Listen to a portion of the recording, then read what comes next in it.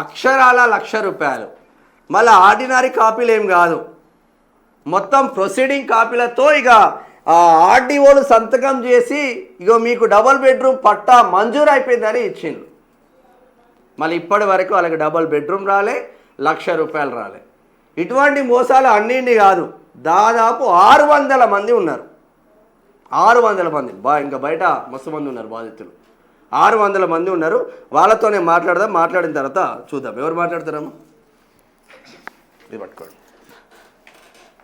ఇది ఇది ఇది ఇవి ఎంత మంచిగా ఇచ్చింది చూడు ప్రొసీడింగ్ ఆఫీసు. హర్ష గవి ఒకసారి. ఇవి 1 కాదు 2 కాదు,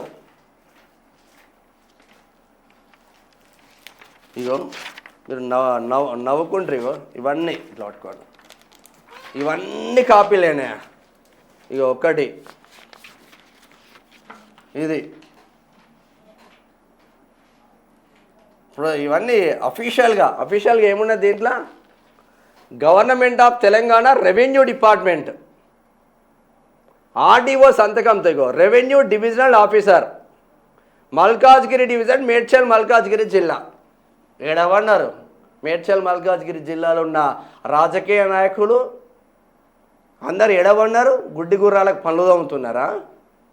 డబల్ బెడ్రూమ్లు ఇప్పిస్తా అని కొందరు దుర్మార్గులు వీళ్ళ దగ్గర నుంచి ఆశలు చూపి ఇటువంటి ప్రొసీడింగ్ పత్రాలు మొత్తం ఇచ్చి వాళ్ళు రోడ్డున మీద పడితే ఒక్క కొడుకు ఎందుకు మాట్లాడరు భయ్.